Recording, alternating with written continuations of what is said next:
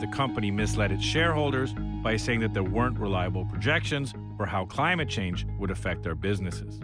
Now, ExxonMobil has made a similar argument, that there are no reliable models for predicting climate change. In the case of Peabody, we learned that they were doing studies to predict the impact on the coal market of climate change and government actions to deal with climate change, but they were telling their shareholders it was impossible to estimate. If you have studies and you are able to estimate the impact on the market for coal, you can't tell your shareholders that it's impossible to estimate the market for coal. So they lied to their shareholders. They've agreed that they're going to restate all of that, and it's something that we believe exists with other companies. ExxonMobil, obviously the biggest and most profitable energy company, I think, in the history of the world, were interested in what science they were using and what they knew. They publicly have stated, their CEOs told Congress in 2010, there is no competent model to predict climate change. We think there is a competent model, and we think they probably were using it. And that former ExxonMobil CEO that used this no reliable model argument is Rex Tillerson, who ran ExxonMobil for 10 years and now is the Trump administration's Secretary of State. Now, before moving into government, Tillerson oversaw the largest fossil fuel company in the world. And as late as 2010, he testified that Exxon still had no reliable models available to predict climate change.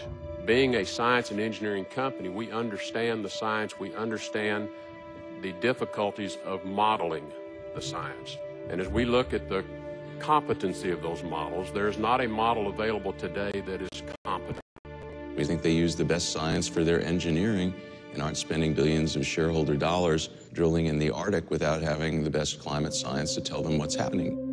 Now, ExxonMobil declined to speak with us on camera about the lawsuit, but they did reply with a statement acknowledging that climate change is in fact real and suggesting that everyone should act to reduce greenhouse gas emissions. Now, in terms of the lawsuit, they replied, and I quote, "To suggest that we had reached definitive conclusions decades before the world's experts, and while climate science was in the early stage of development, is not credible." Now, even though Exxon refused to speak with us directly on the matter, we were able to speak to Dr. Morel Cohen, a senior scientist at Exxon Labs for nearly 2 decades, on the company's early approach to climate change. There were concerns about global warming, and they were measuring carbon dioxide concentration of the atmosphere over the ocean by putting sensors on an oil tanker. And they did respectable simulations, and they were keeping up with the advance of climate science. I mean, the science is very well established. The people running a corporation like Exxon are not all stupid. They are supporting activities that enable them to understand what is going on in the science on the one hand, and on the other hand, they're taking actions that enable them to slow the process of change and to play a significant role in controlling it to the advantage of the corporation. They've created a situation where they could deny being deniers. Now, history has shown that despite their public skepticism, ExxonMobil and other oil companies have quietly taken climate change science very seriously indeed. For example, in 1989, when Dutch oil giant Shell spent millions to raise the height of its offshore drilling platform in response to sea level rise projections.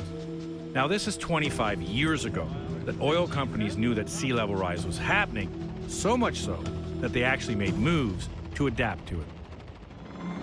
Now, the problem with all of this is that oil companies up until now have been less than transparent, to say the least.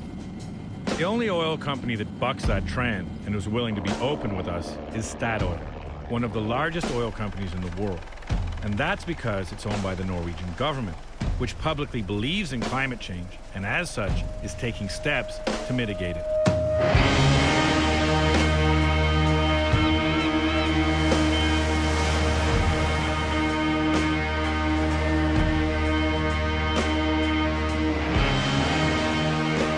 We just landed here in the North Sea on Sleipner oil and gas platform, one of the biggest in the world. And so we actually came here to talk to a company that for more than 20 years has admitted that climate change is real. They actually supported the Kyoto protocols. And more than that, they did something about it. So we're going to go around the rig, we're going to see how it functions and see how actually big oil and gas can do something to reduce emissions. You guys knew that sea level rise was happening, and Shell knew it, and you said, look, we have to raise the level of the platforms. But at the same time, in America, billions of dollars were being spent on saying it wasn't happening. From the very beginning of the 40 years history, we've been very mindful about the environmental impact. Right. And when climate and air emissions received more attention, we looked into that and said, hey, let's try to understand this and let's try to minimize our contribution. Statoil has deployed technology on its rig to extract most of the carbon from the natural gas it's drilling. How much carbon are you capturing? How much are you putting Here, being captured. And to put that into perspective, that would be like putting 300,000 new Teslas on the road. every year? Yeah, So it's a huge impact. that's correct. Their carbon capture technology could be a model for other oil companies, thereby dramatically reducing CO2 emissions around the world. What's actually coming up through here now? That's oil, gas, CO2. and CO2. What you're doing here is you're taking that, separating the oil, the gas, and the CO2. And then the gas goes over to the platform. Yeah. It's 10% of CO2 when it goes over there, and when it comes back, it's 2%. And then it goes down 1,000 meters below seabed.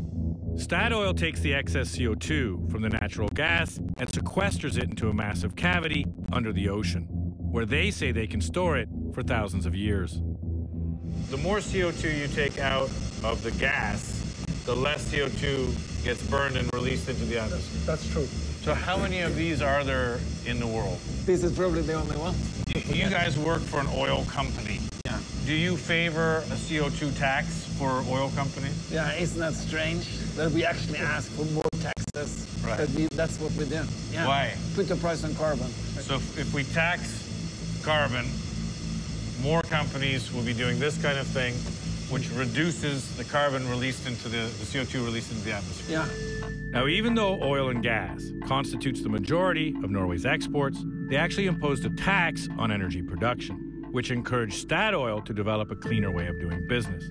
Now, economists widely see carbon taxes like this as the most efficient way to make carbon capture and renewable energy sources more viable for energy companies. A carbon tax is a kind of a pollution tax. If you want to discourage people from doing something, one way to discourage it is to make that activity more expensive. So if you think about something like pollution, if you don't want a company to dump pollution in the air, you can charge for that. That creates a financial disincentive for that activity and encourages the company to be more efficient in their fuel use or switch to non-polluting forms of energy like solar